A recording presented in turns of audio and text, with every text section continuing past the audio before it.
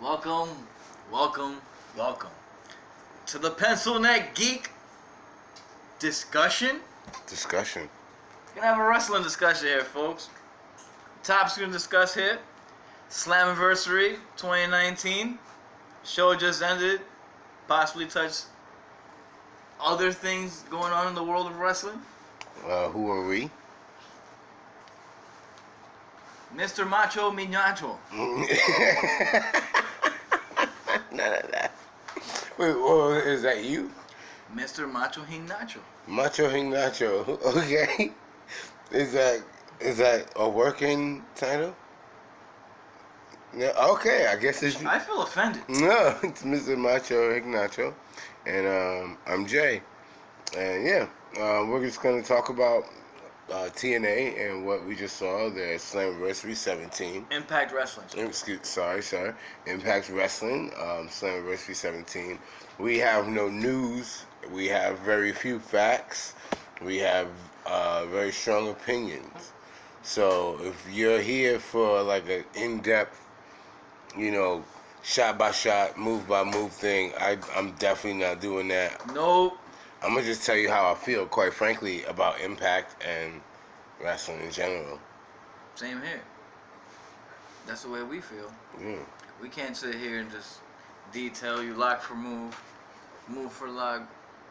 You get what I'm saying? Yeah, man. So Get your brains going. So Macho, we started with the Macho. We started with the Fatal 4-Way match with Willie Mack, TJP, Trey Miguel, Jake Chris, and I guess that was 4 people. Yes, sir. You I don't know. definitely passed the 4-man limit. I don't know We're nothing. about to. I don't know nothing about these guys. So tell me something about Willie Mack. Willie Mack is, known out there on the west side, Mm-hmm. and happens to wrestle occasionally in ROH. Willie Mack, a dark-skinned black gentleman. Sure. Was also a champion in the NWA. Also a champion. Yes. Yes. Okay. Following with TJP here. TJP, everybody knows him. We would assume if you're listening to this podcast, you know who TJP is. Yeah. Who's just recently released from the WWE. Garbage just grows, Sometimes it just goes from place to place. Sometimes when nobody picks up the garbage, it just rumbles into your backyard, because TJP is definitely garbage. From a fan's point of view. Go ahead. And then Trey Miguel is in this Fatal 4-Way doing his thing, doing a little rascal thing. Okay. The guy does, the little high flyer here and there. And Jake, I always get this wrong. Jake, I want to say it the religious way. I don't know why I say it with the H, so I'm just going to let you say what? Jake Chris. Chris. There we go. I always had to remind it. Jake Just gotta Chris. be reminded there. What does OVE stand for? Ohio hates Ohio versus everybody. Everything. Right? Just a habit of saying everybody. Because it should be Ohio versus everybody. That's what I think. This match was good. This match was awesome to Yeah. open up the card. Mm-hmm. Everybody did their thing. Everybody has their spots. Willie Mack's doing, for the way he looks, very agile. Yeah. TJP always comes through, showing off all the stuff that he knows for all the years he's been wrestling. Trey Miguel I can't really say if he's a young upstart. He looks young. Lord knows how in this day and age how many years he's probably already been wrestling. Yeah. Sometimes you just see these people and they've already been wrestling for like 13 years, so I try to stay away from that. And Jake Chris is these ace crushers. Yeah, man. Are real deep, man. Like he got in that guy's head. Yeah. Seriously, like the way they just do that. Who did he do that to? That was Trey Miguel. He did that to, right? Oh my God, the bravery from Trey Miguel. Trey Miguel is like Ricochet with a flat top. You know what I mean? Like, cause that's what he looks like. He moves like him with no tattoos, like a young Ricochet. And he caught him with one of the classic Randy Orton cutters. Out of nowhere cutters, and he had that shit real, like you said, deep. Like it looked crazy at a crazy angle, and then Big Willie Mack jumped off the top turnbuckle, baby. Jumped off the top turnbuckle with a frog splash. And the thing that stood out to me was the fact that after he hit him with the frog splash, the camera panned to the audience, and when we came back, the 3 count was already decided. So I just saw this dude hit the frog splash, and I said to Macho, I was like, yo, bro, like, was this like a finisher, a hit your finisher and win match? He was like, what? And I was like, I didn't see the 3 count. But yeah, you know, obviously it had to be a 3 count there. You know, like we just missed it. You know what I mean? And with the production being the way it is, sometimes everybody does errors here and there. And while we're speaking about errors, we want to also say that this is our first, you know, recording here. If anybody happens to listen to us, wants to give us feedback, doesn't matter if you say you suck, or you want to give us positive feedback, constructive feedback. It really just doesn't matter. We're gonna have fun talking about this wrestling. We're hoping you guys join in. We're all pencil neck geeks in the end, and you know it's all about PNG. Let's do this up, talk about some more wrestling. Here we're moving on to this 3-way tag team title match with the North, Ethan Page, baby, and Josh Alexander. Which one is the headgear? Josh Alexander. Josh Alexander, okay. This man once, in a video, whether at AIW, I believe it was, put a needle into his ear. And just suck the juice out of the cauliflower ear. That's fucking amazing. And then Ethan Page just being the egotistical person that he is. Well, you said something about he cut a promo one time that I thought was pretty dope. Everybody walks around with a chain with Jesus on it. Well, he said Jesus walks around with a chain with Ethan Page on it. I like that. That was awesome. Sold me right there for the rest of my life. It's taken right out of the Chuck Norris playbook. Sure. I'm not too sure where it came from. Yeah. Not really out there with too many things. All I know is that was really awesome to say. So the North, Ethan Page and Josh Alexander took on LAX, Santana and Ortiz, and they also took out the Rascals, Dez, and Wentz. Now this match ended via powerbomb by Page on Dez. This was awesome. It was going well until, you know, LAX member hurt his leg. It went so haywire from there that I can't even think straight to come up how it came, because all it went to was he's outside, Conan's out there with him, this dude's in the ring. It just went. This dude from the Rascals just started chopping everybody. Yeah, the little guy. It just broke down into pure chaos. I'm trying to say their names and I can't, because it was just type wildin'. And if this dude is really hurt, I can understand why. If they were really, you know, hoping to do all these things in the match.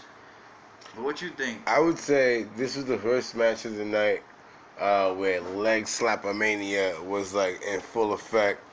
Where I was like, amazing thighs there. Yo, I'm like, if this was a video game, right?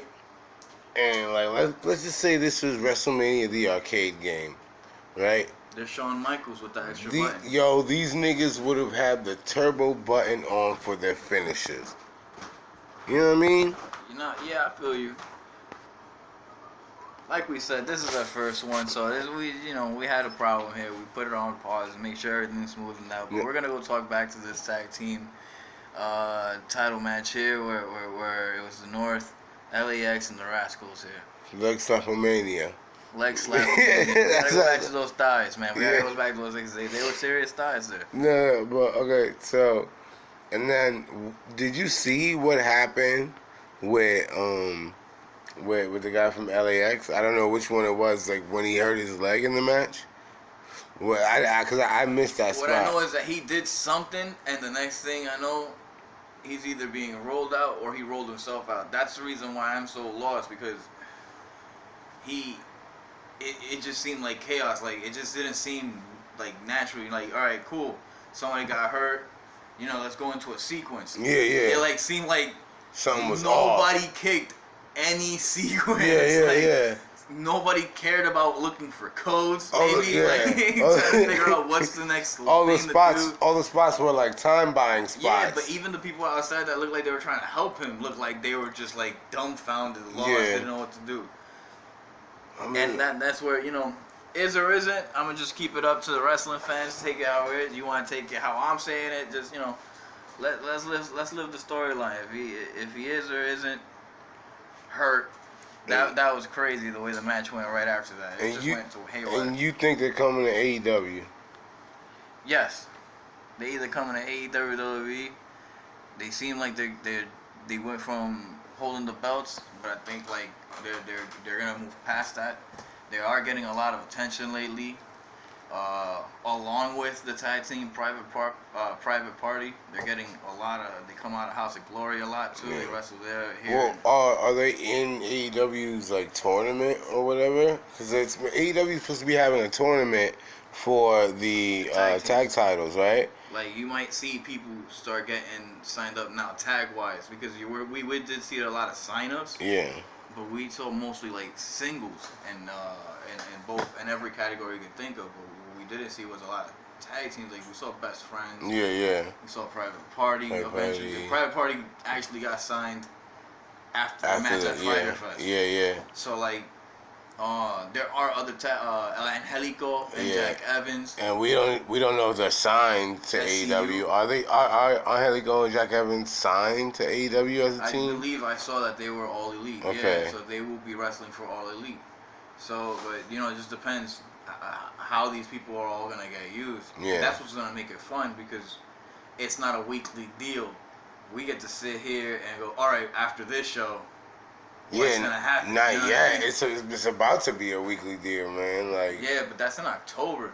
Nigga, October is right around the corner. Yeah, but that's still a lot of things can still happen from here to October that you could set things up. Like, all right, after Fight for the Fall, and we have the lineup for the card and stuff, so we could start discussing what the tourney's gonna look like, what everything's gonna look. So when we get to All Out, we have 2 or 3 matches, and then it's just 3 to 4 weeks right after that.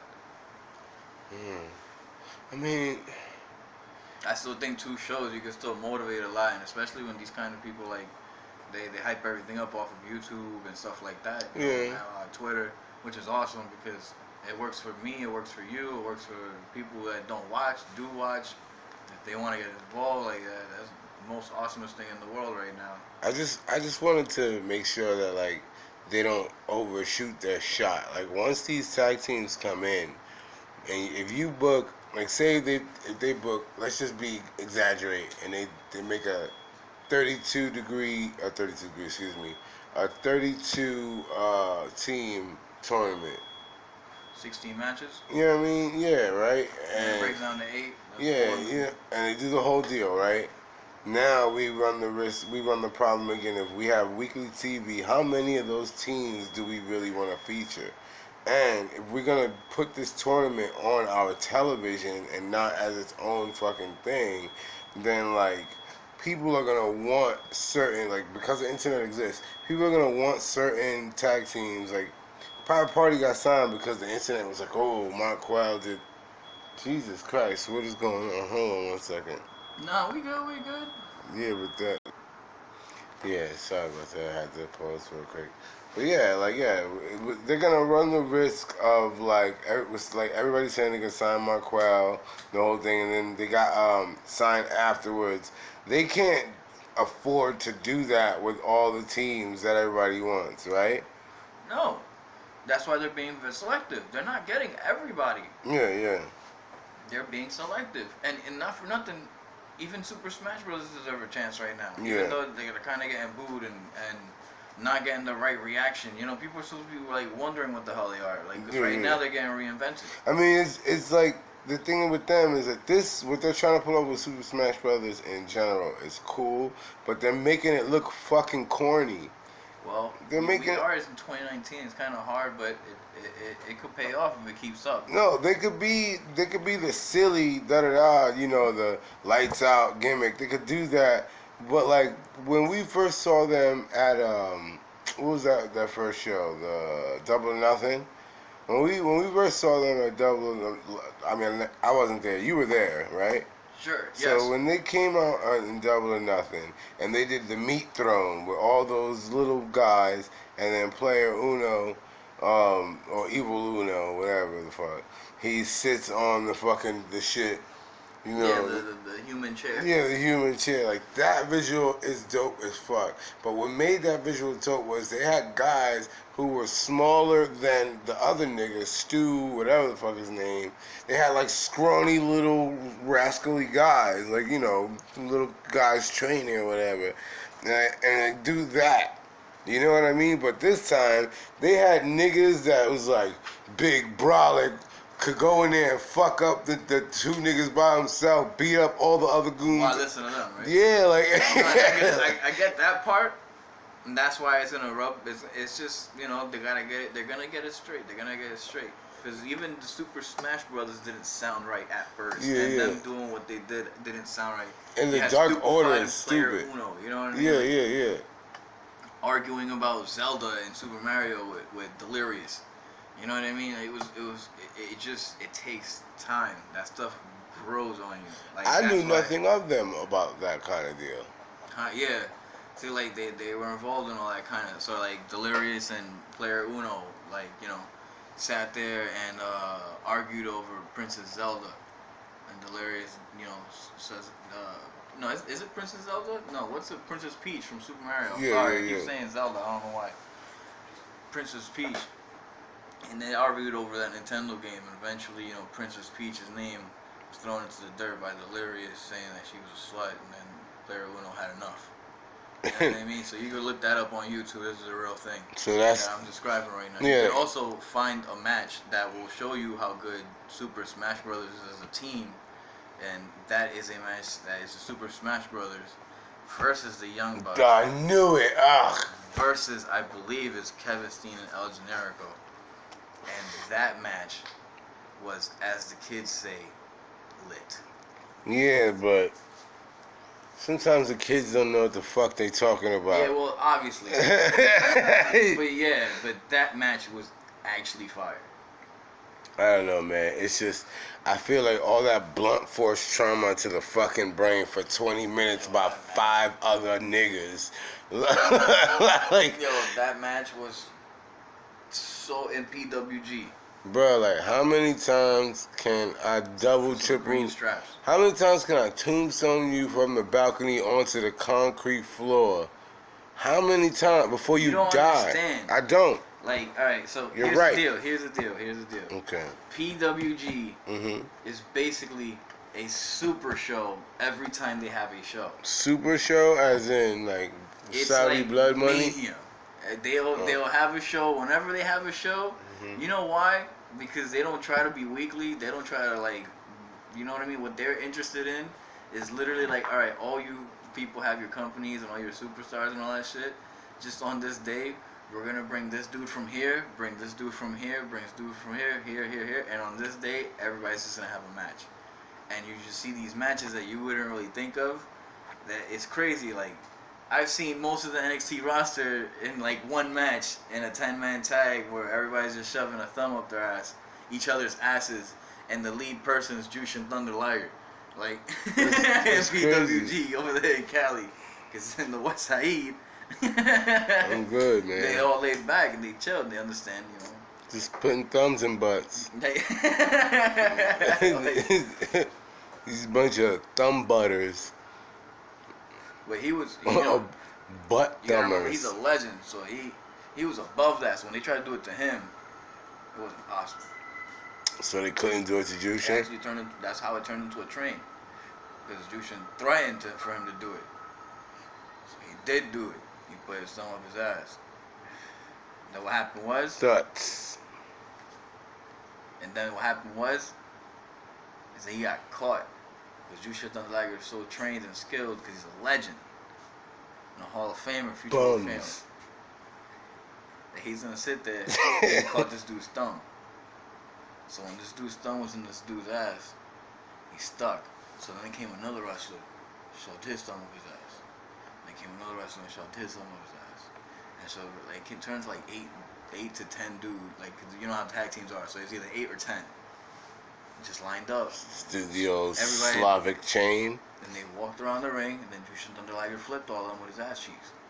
Stupid. All of that is stupid. I had to go into such in depth so you can one day we should just do a talk and watch episode where we watch that. Mm-hmm. We just do a reaction to that because apparently people don't know about this stuff. It involved Tommaso Ciampa, Pete Dunne, Cedric Alexander. No. Yeah, what I'm saying, Matt Riddle. You know, all these people that Matt Riddle are killing the kickoff shows. Are killing every Wednesday night. Matt Riddle looks like his sweat is late green. Night Tuesdays. Like he just look like he's like he smell like the ocean at all times. Yeah. He just look like he got that seaweed. Yeah, seaweed like algae kind of just like. Nigga just always has sushi on him. That might shake and a starfish come off. You know what I mean? Like understand. This nigga like he teach snorkeling in the Bahamas. Yup. You know what I mean? Try to fuck your wife. Like, underwater. Yeah, that's like the safe spot. During the lesson, you stuck in the coral reef about to die, run out of oxygen. He's slamming your wife on the beach. Talking shit about Goldberg the whole fucking time. Leave that man alone, Matt Riddle. He made his millions and he left. Yeah, like then he came back for his son. Let his son have his hero. And this nigga Goldberg's son took his shirt off. Like, come on, man. Yeah, like what you like, this is Goldberg an old man. Look at that man. Let him have the money. You mad because you can't fucking be the WWE champion, Universal champion. Yeah, like, come on, like, yo, bro, in the bro. Should he be allowed to, though? What? Just walk in. Who, Goldberg? Matt Riddle. Matt Riddle? No. Just walk in. Walk in where? And just be fucking handling people. Talking about who? Matt Riddle. He should never. What? He don't deserve that. First of all, he don't get the opportunity to learn on the job. First of all, he has to beat Adam Cole and Johnny Gargano, right? And not because they just next up at NXT, but because they stay in NXT because after what I saw at TakeOver with all the blunt force trauma, those two niggas, if you put them in the ring, either one of them with Brock Lesnar is going down. Yeah. So. They're gonna forget what the match was. Yeah, like 3 seconds into the 16. We swinging it like. This nigga Adam Cole is gonna super kick Brock Lesnar in the locker room from the ring. He's just gonna telekinetically super kick that nigga. Like this nigga Brock, he gonna jump on the apron, do boop, super kick, boop, China Wizard, whatever move Adam Cole does, his finishing move, boom. Brock Lesnar is done, and we no longer have a WWE. Because who could beat him? But that's the thing. That's how takeover matches are. Yeah, with what niggas After bring automatic weapons. Finally got the three. Finally got the three, son. Finally, after like 45 minutes, finally got the three. First of all, why are you hitting niggas in the head for 45 minutes and he not dying? Y'all niggas. Forearms, elbows. Niggas is metal zombies. Knees, fucking heels, maybe a super kick. You know what I mean? Flying things at their face, all that stuff. 45 minutes. It's bullshit. They kicking out of everything. Everything. Kicking out of everything. It's like you gotta always get your shit in. Again. Yeah. will tell you. Every match is like, alright. I go through these series of matches. By the third match that we have a trilogy, obviously, I believe we went through everything that we went through in the history of wrestling, the 2 matches. When that ref says, ding, ding, ding, I'm stabbing you. Yeah. Because there's nothing else left to do. That's it. That's it. It's going to be the first death. Yeah. In professional. And because this is pro wrestling, there will also be the first resurrection in pro wrestling. That's true. There's been plenty of death, though. Yeah, well, on TV, as a story. Okay. Well, no, we saw that already. On TV as a story. Who died on TV? Allie from TNA. Remember Rosemary killed her and stabbed her in the neck? See? I just forget that because it was just so,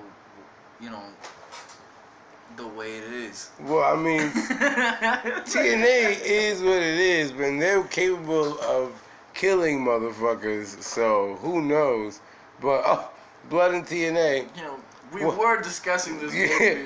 It's the first blood match. Again, this is the first recording, so we like how we go on a rant. We told you all this. It's fine. They'll live, right? Like, so, like, fine. the first blood match, since we're going on a curve, let's just let you know now that our stream messed up and we did not see Eddie Edwards defeat Killer Cross via stabbing him with a kendo stick. He stabbed him. He stabbed him. You see what I mean when you have a series of matches and there's just nothing else left to do except stabbing him. You just stab him. Like, and what else is left? And like, is it because I'm Hispanic? Like, I don't understand. Like, okay, so Moose defeated a Rob Van Dam. Okay, there you go. You stabbed him. Let's just move on. Sleep it under the rug. Don't tell nobody. Because somebody might get arrested. So let's just not talk about how this nigga. That's as plain as day. Look, right? Eddie Edwards did the right thing. He was the good guy in that match. Killer Cross came out looking like a ghost demon priest. And, you know, it was weird. 7 from WCW. It was, and it was weird. All right, but yes, Moose defeated Rob Van Dam. Defeated Rob Van Dam via the spear. Via spear? Yeah, remember it's when? Not via bright colors. Well, yeah, that's who he blinded him. Because all black people, when we dress up in wrestling, we gotta we gotta look like a candy bar. Because it's like, it's familiar. It's very familiar. It's something we do. We talked about it. Yeah, it happens. You know what I mean? I guess we gotta talk. Yeah. Oh, you talking about the cookies and cream one. Yeah. I feel you. Yo, but you see it? You see what I'm saying? I know, like, you got beast calves. I know. I'm saying the people who's listening to this can't see how beast your calves are. I know you just telling me because you let Moose know. Contest, Nah. They don't need a contest, bro. They're good. They don't need a contest. Just put a fucking picture. They know. It was like your calves versus Moose's. It's not even worth eating. I think, like, if I was to die, like, my legs are useless. My man Macho. Oh yeah, the calves, the best calves. Right? Macho Man Macho. I don't know, nigga. That's your name. Like, yo. Don't ask me to confirm something you told me. This is how it's gonna go. All right, Macho McMacho. Yo, Macho McCancho. Macho McCancho.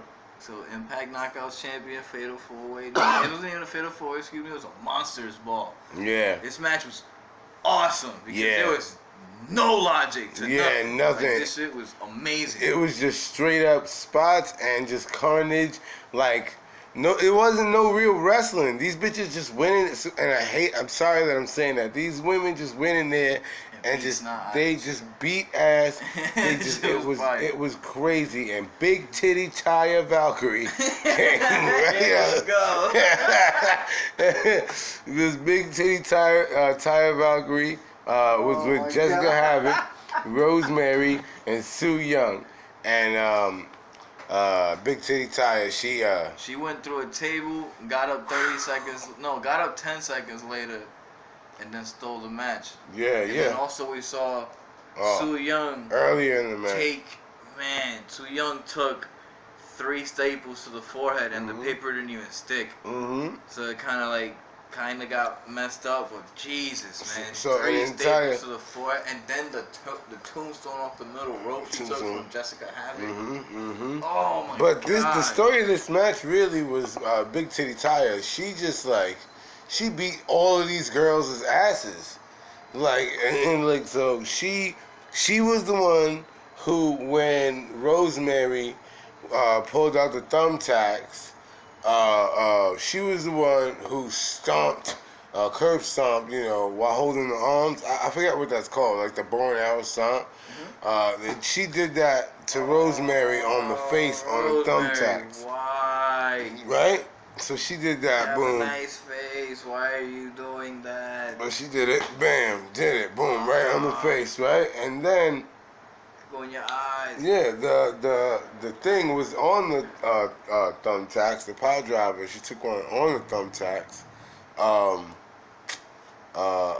Sue Young, right?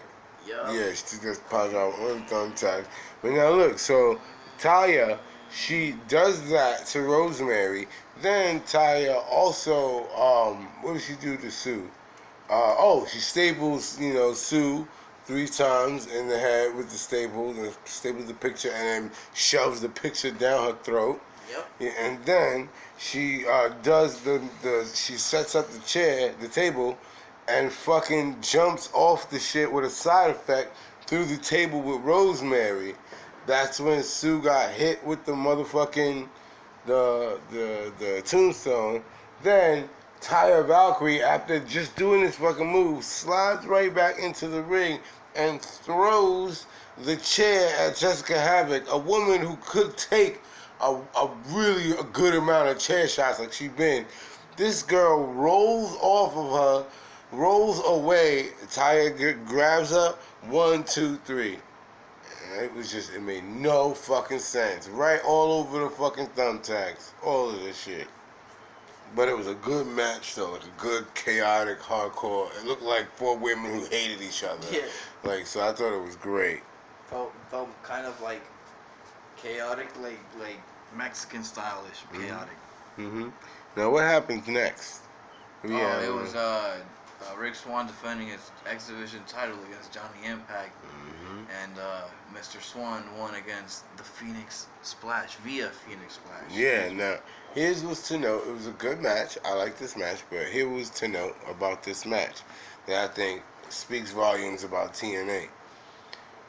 During the match, halfway through, give or take, they stopped, and then Swann and Johnny Impact pointed out to the referee that there was still thumbtacks in the ring from the previous match, from the Monster Ball, like a lot of thumbtacks scattered, meaning that while they were showing the video package leading up to this, they were trying to clean the ring like they were supposed to, and they didn't. Nope.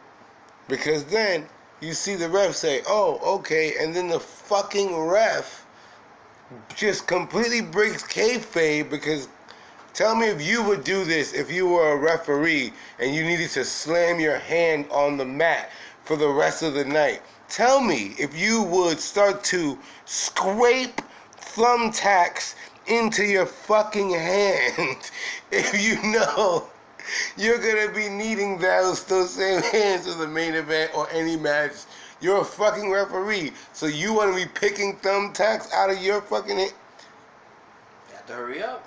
Yeah, but wow, talk about breaking fucking kayfabe. Like, and the cameraman was just like, "Oh," and niggas was like, "Yep, there you go, the ref taking care of it." Yeah, but that's the issue we're having lately in wrestling too. It's just the production teams like, cool, we're all going on high pay-per-view and cool, this, that, and the fucking third, but it seems like every time that we stray away from a still camera, is it called? Yeah. Like where they just like put a camera, it faces the ring. Yeah, one hard camera, and then you have somebody actually on their feet doing the entrances as they come out. Yeah. Get them in the ring. Then as the ring goes, still camera. All right, cool. Well, now we're going into this era where everybody wants to look like a fucking hour fucking show. Yeah. And it's not fucking working. Yeah, like they're not Angles. informing the production team what to look for. Like a good example of that shit was like the Royal Rumble, like all the shit that gets missed because of the fact that the people don't know what they have to look for. What are they? Who's this? What are they known for? You know, because you know, not to sound weird, but like, yeah, all right, you're a cameraman, but do you know anything wrestling? And yeah, maybe this wasn't a requirement of the job, and I understand that. That'll help you do your job better. You kind of gotta understand what's going on because, or maybe they're not being told different, but there's a lot of times where like, this is not just an Impact issue. This is an everybody issue, right? And even WWE suffers from that. I mean, but even with that, like, with that cameraman having a station, it's a multi-camera show. There is a production in the back. They could easily just have somebody move to a different fucking camera. Yeah. You know what I mean? You're right. But that's the thing, like. It just, that shit made me upset, though. Like, I was just like, really? I'm like, y'all niggas just this thumbtack, and it like the commentator is like, oh wait, look, those guys got stuff here. There's some thumbtacks in the ring. Like, oh yeah, we're gonna kick them out. It's fine. Like, no, nigga, we're live on pay-per-view. You said people pay $40 for this. Yeah, $40. You know what I mean? That's crazy to me, bro. $40, and I forgot where they're at. I don't know. TNA is worth the. I think TNA is worth the $40 for a pay-per-view that they do. I think every 2 to 3 months. They don't do them often. It's not monthly. I don't believe it's monthly. It's like 2 to 3 months. They're good. They're good shows. They're good events. These matches are actually good. Like right now, we already spoke about Rick Swann defeating Johnny Impact via Phoenix Splash, and going to the co-main event basically, which turned out to actually, for me, shockingly be Brian Cage defending his World Heavyweight Championship against Michael Elgin, in what turned out to be a very Elgin-like matchup where it's just a battle of the gods, basically. Like, it just doesn't matter. All right, you clothesline me, I clothesline you. You kick me, I kick you. I suplex you, you suplex me. It just goes back and forth, back and forth, back and forth until the earth shatters and the heavens don't exist no more, and the universe ceases to exist, and when they're all standing in an all-white background, hopefully somebody can count that 3. So I guess they're gonna just have to keep battling because they're gods. Yeah, it's that's nobody just the way these matches seem to fucking go. No one is powerful enough to count to 3. No. You know what I mean? Nobody can keep the other person down in these style matches, and that's the thing. Michael Elgin, like, he does it. It's just his style. He's a very, very good wrestler. And so is Brian Cage, but it just seems like Brian Cage wants to fly, and Michael Elgin wants to be the immovable force. And they were a good tag team at PWG. This is the way I saw the match. It was tag team members facing each other. Oh, there used to be a tag team? Yeah, in PWG they were called so Michael Elgin is Michael the Unbreakable Elgin. So this guy was called, and then this guy is called Brian the Machine Cage. So when they tag teamed together in PWG, they were called the Unbreakable fucking Machines. Okay. Because in PWG, mind you, you're not trying to be on TV, so you have a curse in your tag team name. You know what I'm saying? That's why Jim Cornette always says that it's just a bunch of clowns pretending to be wrestlers. Yeah, playing wrestler. Yeah, because it's literally like people go over there, they take pay cuts because they want to just put on a good show, just I guess because they're there, or maybe it's part of the loop or so, however the fuck that works. And certain people are there and they want to impress them all the time. They're willing to take pay cuts to put on these insanely entertaining matches. Alright, I guess, yeah. But Michael Elgin's just, the way it is. Now, is Impact... remember, we had a surprise at the end of that. Oh, yeah, that's right. Michael Elgin took the belt and actually hit Brian Cage and was beating up Cage after the match. Even though he kind lost. Kind of dominant. It looked like the story was going to continue on to the next chapter. And a masked person came out, which is obviously Rhino. Did a spear, pounded his chest, threw his arms up in the air. The way just the body type, especially the thighs. Yeah. You can tell it's Rhino. He got some big old meaty thighs, that guy. Kind of tan, Hulk Hogan hot dog like skin. I thought he was gonna stay in the WWE though, no? Nah, I believe he recently left the WWE. Like, even not just in storyline. You know how he left in the storyline, but he was still there? Yeah. And then they brought him back even without explaining how he was still coming back. Yeah. When he was still showing up on shows, I believe he finished whatever he had to finish and he was done. And he went over to Impact. Like, Impact, he does have a history with them. He did that, there's the X division where they have Ultimate X. Right, where Ultimate X is the thing where they put the poles at the end and they gotta climb over the pole. I know that. Go to the rope and get the belt in the middle, right? Well, the Rhino was a part of the Ultimate and AJ thing with Elevation. Oh yeah. X, where it was basically they did the poles, but then the poles had like cross beams, so it was like this very thin floor that you can cross, and they were fighting on that. That's weird. Yeah, you should look it up. It's in the YouTube too. Yeah, I don't want to see that. So I don't fuck with TNA. it seemed like it was gonna end in an unsanctioned pay-per-view. You know what I mean? This Impact Wrestling pay-per-view. It seemed like, you know, AEW did something unsanctioned. Joey Janela, Dean Ambrose, and there's definitely a third person that I kept mentioning. It was Joey Janela, Dean Ambrose. Man, there's a third person. From AEW? Yeah, that was like really dangerous. Jimmy Havoc? Well, Jimmy Havoc is always crazy because he likes to come out with that staple. Like, Jesus, I'm starting to think there's something to the staple thing. Because there's no way you can just, like, so many people agree to get stapled in their balls. Yeah, right? They just can't. Oh, yeah, you know, like, Darby Allin. Yeah, The way Cody Rhodes flung him out of that ring. All these crazy things that happened. and then the way he jumped with his fucking back off the top rope without looking like a fucking idiot because him and his friends used to think that was cool. And he's trying to pop his boys back home who don't watch wrestling. So everybody feels like something extreme has to happen. But the thing is, Tessa Blanchard and Sami Callihan has been, you know, done for a while because TNA actually records ahead of time. No. They don't do nothing live. Really. I don't fuck with Intergender wrestling. At fucking all. It's trash. I don't believe it. It's a razor thin line because I believe it depends on who's in the ring. Yeah. I believe, like, you know what they could do, and we should try. Try this. All right. Let me see if I'm. Check if I'm nuts. Wait. All right, what you say? Wait. Tell me your Wait. I was trying to do something.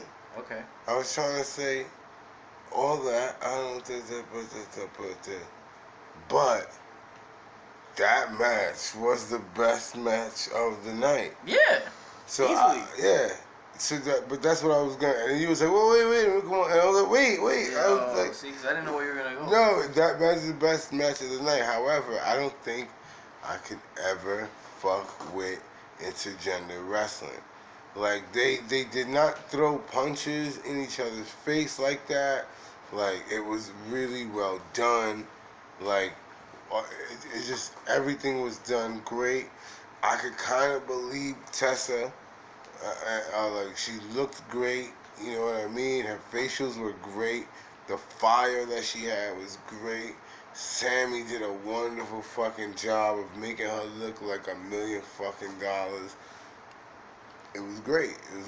I just don't believe many other women could have that same thing. And if Tessa would have won, which I thought she should have, I'd have still been like, that's bullshit. She shouldn't have won. So but I think that Sammy shouldn't have won that match either. Well, I think they played it safe in that because you also gotta think Eli Drake recently had a big blow up about facing Tessa Blanchard. I don't know who Eli Drake. Who is he? Eli Drake. Oh, that guy? Dummy. Yeah. I don't. Is that part of his thing? None of that clicked, right? Nothing. Alright, so we're gonna move on from you not knowing who the guy is, but like just map. You're right. So Eli Drake was listed at WrestleCon, I believe it was, or at the time around WrestleCon, around WrestleMania, to face Tessa Blanchard, and he actually didn't know until it was announced on Twitter he was gonna face Tessa Blanchard in a match. He actually denied it, and then shortly after that left Impact, and went to NWA. He's now in the NWA. Showed up in ROH's Best in the World pay-per-view last week. So that was a big move because Eli Drake is like blowing up. Okay. And so he refused. So I think Impact made sure Tessa didn't win because it would kind of like create more stir in the pot, kinda. Mhm. And instead of just having like what people would consider the obvious, so just like have the male dude win. Not saying I'm not personally saying nothing. But, you know, like they're just like, all right, let's play safe. Yeah. Sami Callihan had a back and forth, which was pretty amazing. Some of the things she did because that Ace Crusher Yeah. Out in the entryway where she just It's like let her back smack. Yeah, and then that her upper back and lower neck just smacked that. and then that 1-2 jump from the rope and into the code breaker shit, and it looked like she broke her nose. What she did herself. Oh She man. ran into him and took him off into a code breaker, and she broke her own nose with his face or forehead or something. Something, bro. Yo, that shit was crazy. It was crazy. She busted that ass and she was screaming in pain, and she really did a really good job. I'm pretty sure it wasn't that hard to sell because I'm sure she was in a lot of pain. She was like throwing it all to the wind. Be hurting tomorrow. Yeah, man. See, that's like what Sasha Banks tries to do. Like, you know what I mean? Like, and I know you're not a fan of Sasha. I am a fan, but that's what Sasha tries to do. She's the boss and she's legit. So like, nah, we good. she had a dream that she made it. Yeah. Yeah. Right? That's how it goes. Yeah. I had a dream and I made it. I made it. No? Now you gotta do this dance. Yep. There you go. See, that was perfectly done in the chair. Yeah, see? Very lazily done. Very lazily done. I could do it, nigga. I'm just not gonna stand up and Beyonce the room real quick. Talking. That's boss talk. That's not.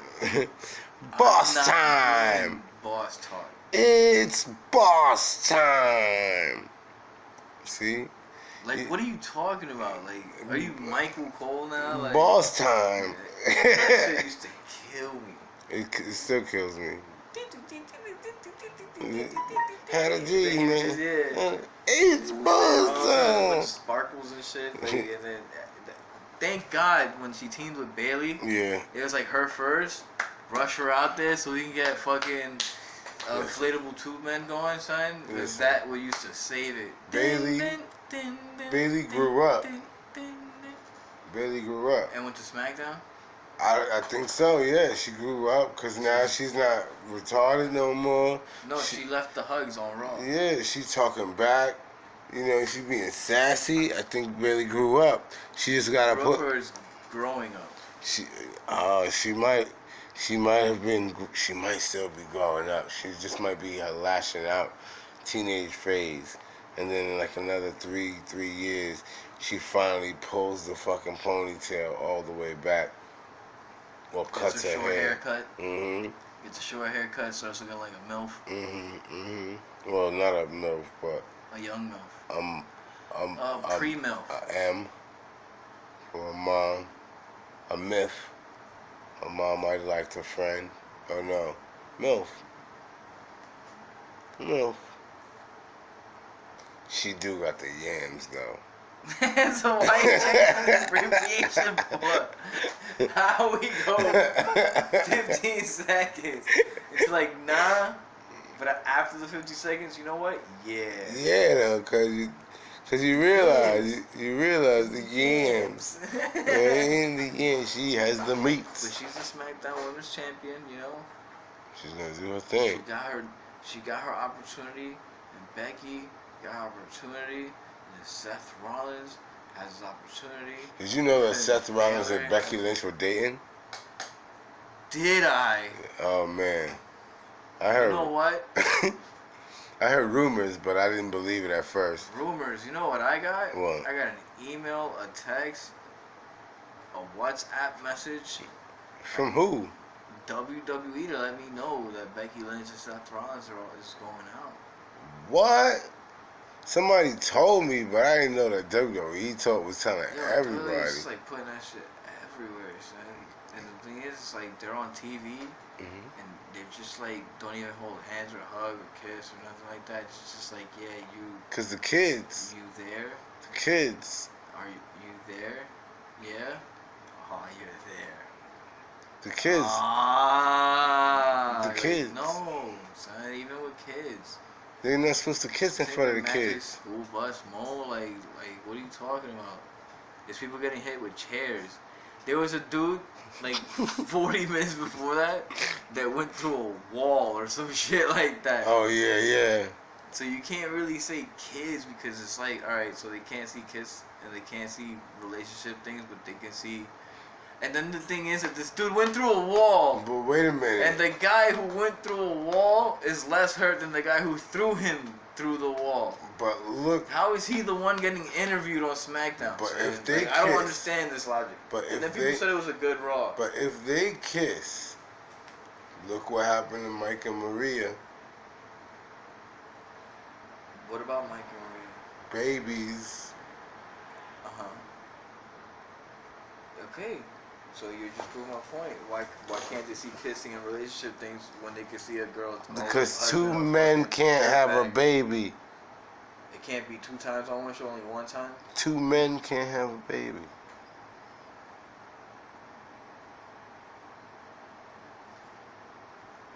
Becky the Man Lynch